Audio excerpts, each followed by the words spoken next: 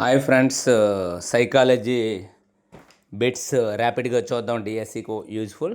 అందరూ సబ్స్క్రైబ్ చేయండి, లైక్ చేయండి, షేర్ చేయండి. ఇప్పుడు బిట్స్ ర్యాపిడ్గా చూద్దాం. గత అభ్యాసన ప్రస్తుత అభ్యాసనం ఆటంకపరుస్తుంది. ఇది ప్రతిగమనం. యత్నదోష సిద్ధాంతమును ఇలా కూడా పిలుస్తారు. యత్నదోష సిద్ధాంతాన్ని పిల్లి సిద్ధాంతం అని కూడా పిలుస్తారు. మెదడుపై ఏర్పడు స్మృతి చిహ్నాలను ఏమంటారు? కార్డియోగ్రామ్. అవధానము, ధారణ, పునరుత్పత్తి మరియు పునర్బలనం అను సోపానాలు గల అభ్యాసం సిద్ధాంతం అంతర్దృష్టి అభ్యాసం సిద్ధాంతం. ఫలిత నియమం ప్రతిపాదించింది ఈఎల్ థారన్ డైక్. క్రింది వాటిలో ఒకటి అభ్యాసనకు ప్రభావవంతమైన ప్రేరణ. బహుమతులకై అభ్యాసనం. పిల్లలు ప్రచోదనాలతో కాకుండా అంతర్గత భావాల ఆధారంగా స్పందించడాన్ని నేర్చుకుంటారని తెలిపినవారు బ్రోనర్. కార్ల్ రోజర్స్ ఏ మనోవిజ్ఞాన శాస్త్రవాదానికి చెందినవారు? మానవతావాదం. Carl Rogers. ఈ కింద సిద్ధాంతాల్లో ఒకటి అకస్మాత్తుగా సమస్య పరిష్కారానికి లభిస్తుందని తెలిపేది అంతరదృష్టి. ఒక విద్యార్థికి కుడి చేతితో రాసే అలవాటు ఉంది. ప్రమాదంలో కుడి చేయి పోగొట్టుకోవడం వల్ల అతడు రాయడానికి ఎడమ చేతిని ఉపయోగించాడు. దీనికి ఉదాహరణ ద్విపార్శ్విక బదలాయింపు. సమీప వికాస మండలం జెడ్పీడీ అనేది శిశువు తనంతట తాను నేర్చుకోవడానికి ఇతరుల సహాయంతో నేర్చుకోవడానికి గల భేదం. వైగాట్స్కీ ప్రకారం సంజ్ఞానాత్మక వికాసంలో భాష ప్రముఖ పాత్ర వహిస్తుంది.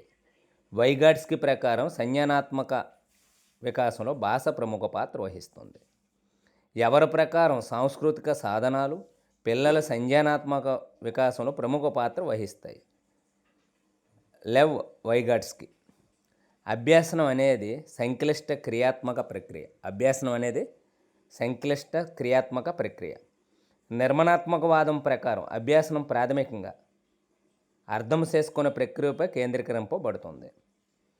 పిల్లల ఆలోచనలపై సామాజిక ప్రక్రియలు, సంస్కృత ప్రక్రియలు ప్రభావం ఉంటుందని తెలిపినవారు వైగాట్స్కీ. పిల్లల ఆలోచనలపై సామాజిక ప్రక్రియలు, సంస్కృత ప్రక్రియలు ప్రభావం ఉంటుందని తెలిపినవారు వైగాట్స్కీ. అభ్యాసన ప్రక్రియలో మొదటి సోపానం ప్రేరణ కలగడం. కుటుంబ సభ్యుల మధ్య అమ్మను గుర్తించటం అనేది ఏ రకమైన అభ్యాసనం? విచక్షణ అభ్యాసనం. Next bit.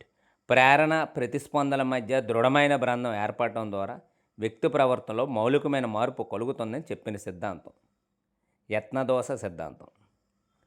నూతన అంశాన్ని బోధించే ముందు తగిన ప్రేరణ ఇవ్వాలని తెలిపే నియమం సంసిద్ధత నియమం. అభ్యాసనమును బలపరచుటకు పాఠశాలలో అనుబంధ పఠనాంశాలు ఏర్పాటు చేయాలని తెలిపే థారన్ డైక్ నియమం అభ్యాస నియమం. క్రింది సిద్ధాంతాలు ఒకటి అకస్మాత్తుగా సమస్య పరిష్కారం లభిస్తుందని తెలుపుతుంది అంతరదృష్టి. వైగాట్స్కీ ఏ దేశానికి చెందిన శాస్త్రవేత్త? రష్యా. ఈ కింది వాటిలో కార్యక్రమయుత అభ్యాసన లక్షణం కానిది. అభ్యాసి తన వేగాన్ని తగినట్లుగా అభ్యసించలేడు. అయితే కార్యక్రమయుత అభ్యాసం లక్షణాలు ఏంటి?